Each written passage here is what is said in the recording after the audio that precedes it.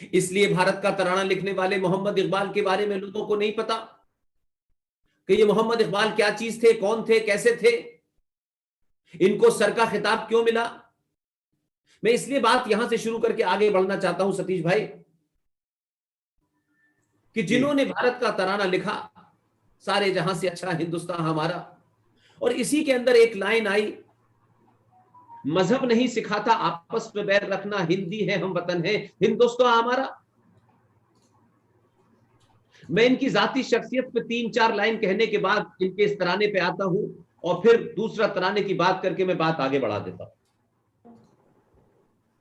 बनारस के जितने भी विद्वान लोग होंगे, करीब करीब ऐसी ही विद्वानों की एक और नगरी है जिसे हजारों साल पहले प्रयागराज कहा जाता था। यह बात अलग है कि प्रयागराज नाम बदलने में कई सौ साल लग गए। उसी प्रयागराज में 29 दिसंबर 1930 को मुस्लिम लीग का अधिवेशन हुआ, और 1930 के उस अधिवेशन की सदारत, उसकी अध्यक्षता सर मोहम्मद इकबाल कर रहे थे। और उसी प्रयागराज के मुस्लिम लीग के अधिवेशन में यह कहा गया कि भारत के पश्चिमी जो राज्य हैं उसमें जो मुस्लिम मेजॉरिटी राज्य हैं उन्हें अलग देश बना देना चाहिए। यह सर मोहम्मद इकबाल ने कहा। वो बात अलग है कि फिर वो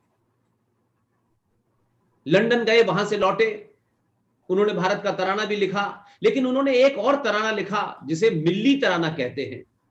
इस्लाम में कुरान के मानने वालों को मिल्लत कहा जाता है। उस मिल्ली तराने में उन्होंने लिखा, चीनो अरब हमारा, सारा जहां हमारा, मुस्लिम है हम वतन है सारा जहां हमारा। और वो मिल्ली तराने की वजह से आज सर मोहम्मद इकबाल पाकिस्तान के सबसे बड़े शायर हैं।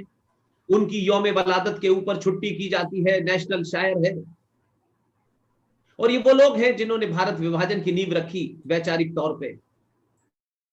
उसी दौर में एक और साहब थे, सर सैयद अहमद खान, उन्होंने भी यही कहा था। और अलीगढ़ मुस्लिम विश्वविद्यालय बना और 1920 में यूनिवर्सिटी बनी, और उसके बाद में आपने देखा कि सर सैयद ने भी इसी विचार को आगे बढ़ाया।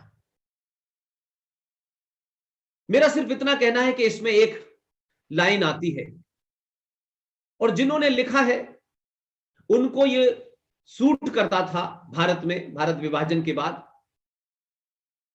उन लोगों ने इसको खूब चलाया।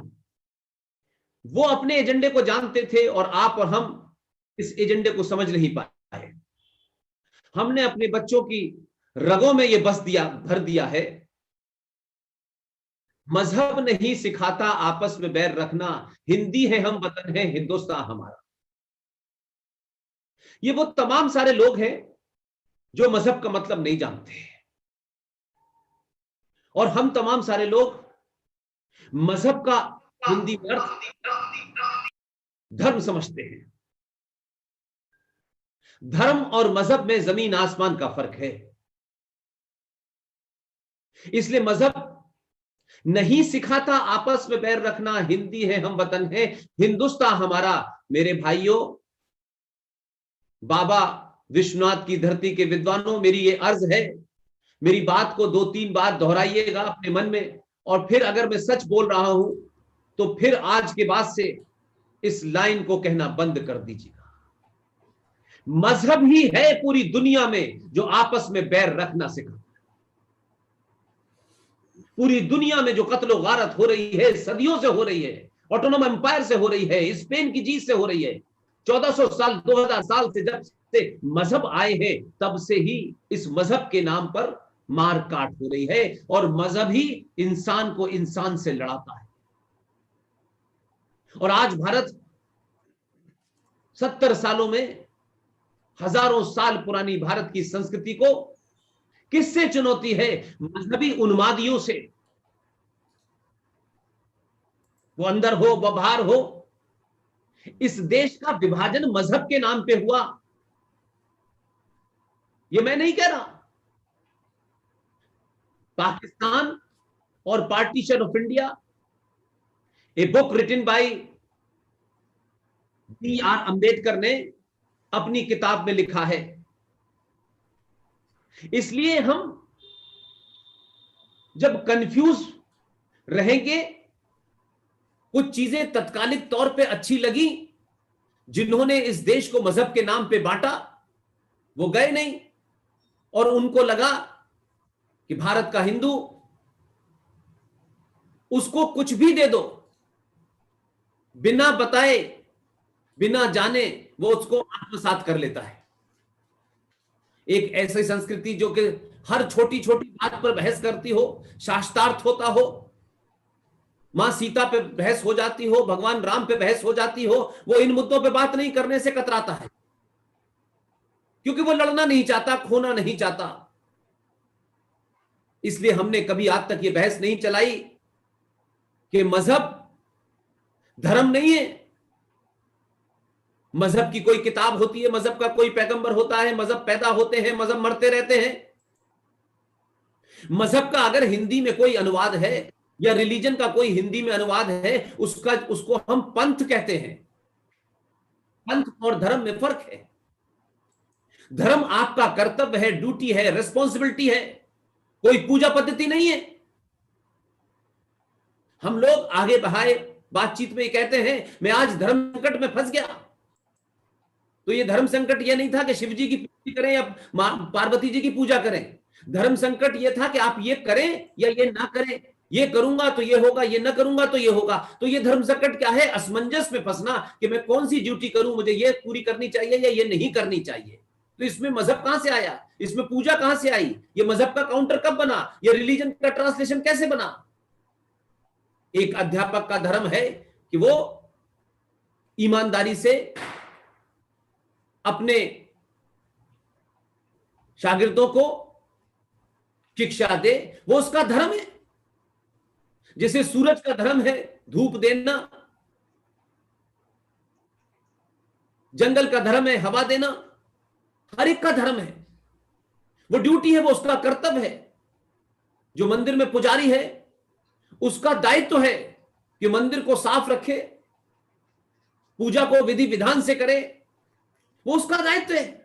एक बेटे का अपने पिता के प्रति, अपनी माता के प्रति क्या धर्म है, एक पत्नी का पति के प्रति, एक बच्चे का बाप के, सबका धर्म तय है। तो ये मजहब का काउंटर नहीं हो सकता। लेकिन हमसे कहा गया कि सारे धर्म बराबर हैं, तो सारे धर्म होंगे तब बराबरी होगी ना। जब सब इंसान होंगे तो उन इंसानों में से आप कहेंगे ये अच्छा है, ये बुरा है, और सबकी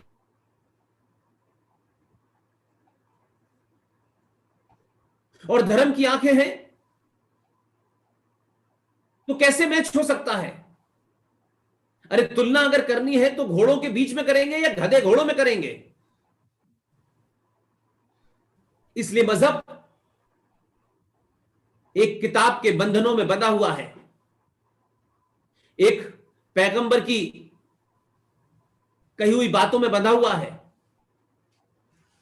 इसलिए उसमें कुछ भी बदला नहीं जा सकता।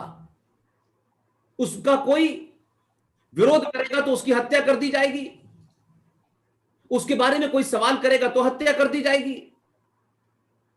लेकिन धर्म क्या है? धर्म अपनी ड्यूटी और कर्तव्य है। इसलिए मैं मानता हूं कि मजहब जितने भी हैं, और उसमें कुछ मजहब ऐसे हैं कि उसमें कभी कुछ पानी बहता ही नहीं है, कुछ मजहब में बहता रहता है, इसलिए उसमें बदबू नहीं आती। आज दुनिया की आप पूरी स्टडी कर लें, जिसने कहा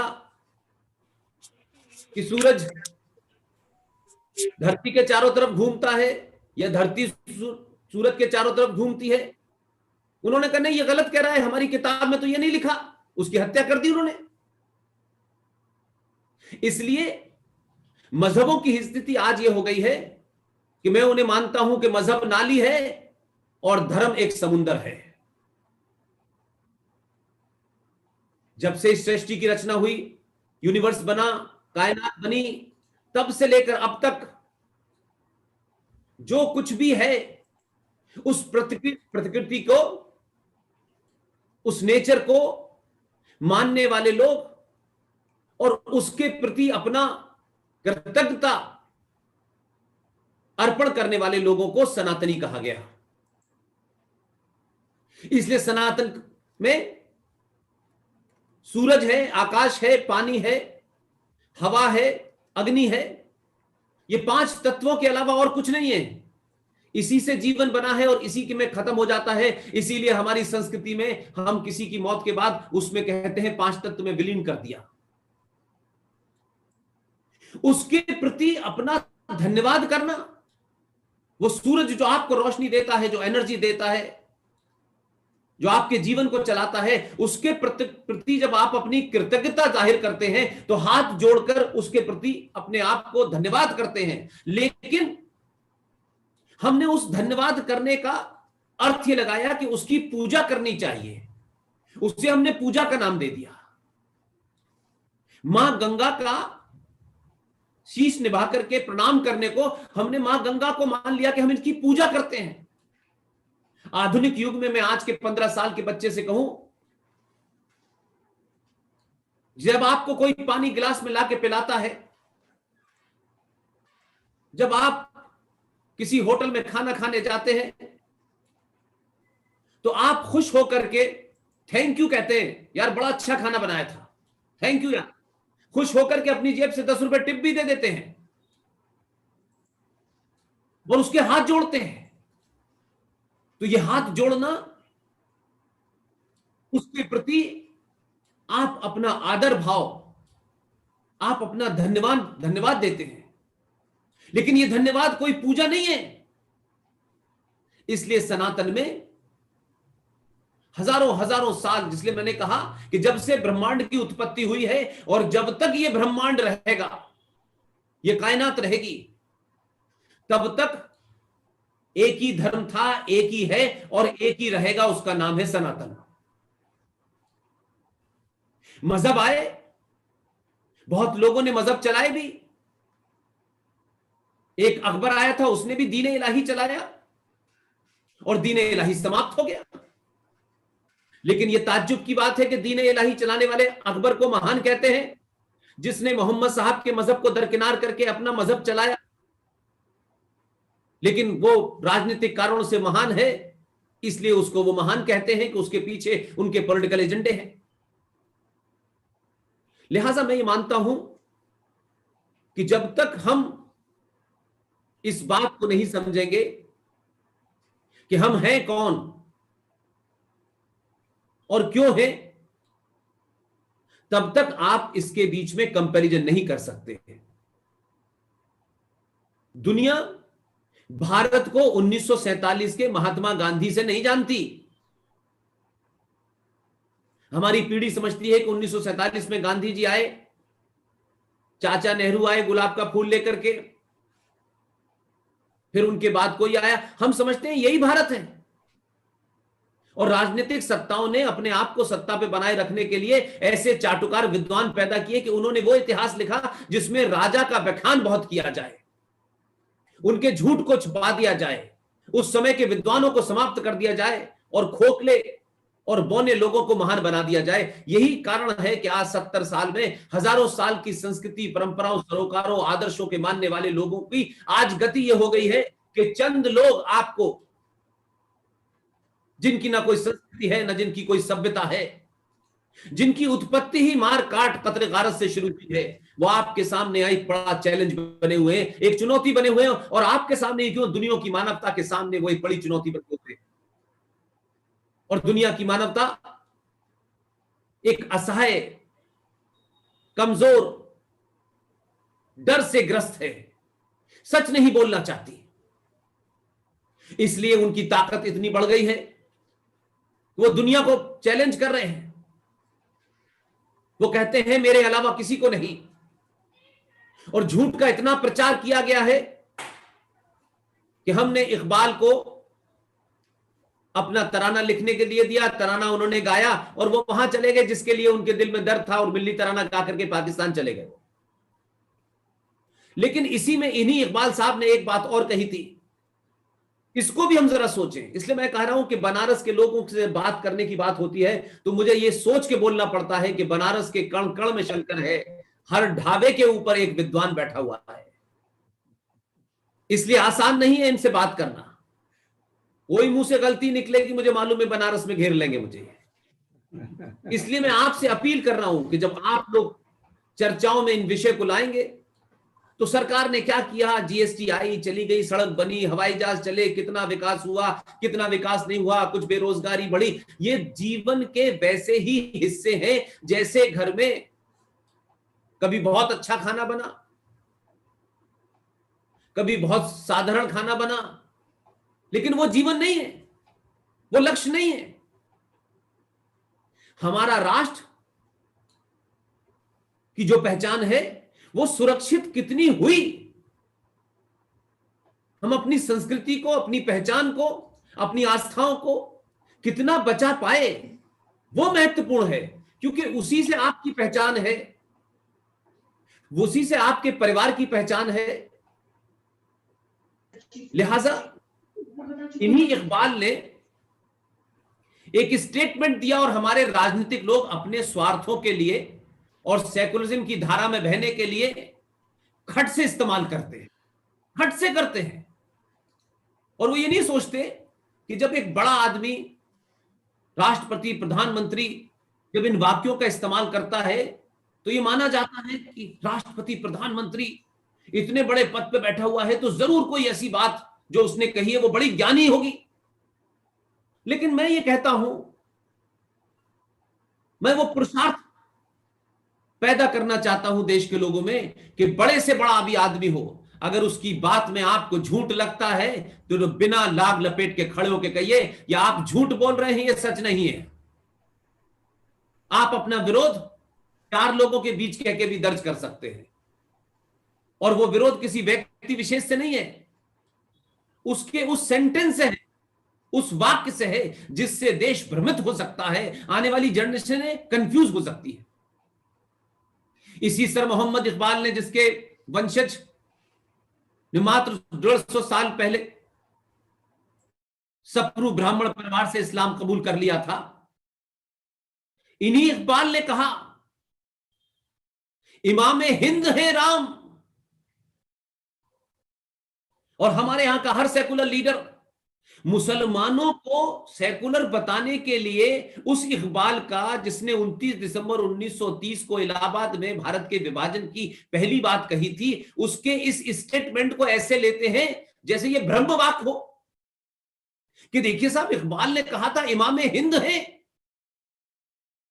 हम कितने बड़े आदमी इमामे हिंद हैं। क्या है इसका मतलब सतीश भाई? इमाम किसे कहते हैं? आप तो बनारस में हैं जी, जी। इमाम कौन होता है? अपने समुदाय का एक मस्जिद में जी नमाज पढ़ाने वाला। जी जी। तो मस्जिद तो क्या हुई, उस मस्जिद का इमाम होता है, ना कि वो आपके शहर बनारस का इमाम होता है। हर मस्जिद का इमाम होता है। तो भगवान राम हिंदुस्तान रूपी एक मस्जिद के इमाम है। हम खुश हो गए कि यार हिंदुस्तान तो मस्जिद है, इकबाल कह गया, और उस मस्जिद का एक इमाम थे, वो भगवान राम थे। हम खुश हो गए। भगवान राम क्या भारत में है कि सूर्यवंशी भगवान राम सिर्फ भारत के हैं, भारत की सीमाओं के हैं? लेकिन कितनी इंटेलेक्चुअली आपको एक ऐसा जुमला दिया कि आप इससे आगे न बढ़ पाए। लिहाजा हमारे पूरे मन मस्तिष्क में ऐसे कई सारे फ्रॉड नैरेटिव क्रिएट कर दिए गए। इसीलिए मैंने कहा कि जब धर्म और मजहब की तुलना करेंगे तो यह तुलना नहीं हो सकती।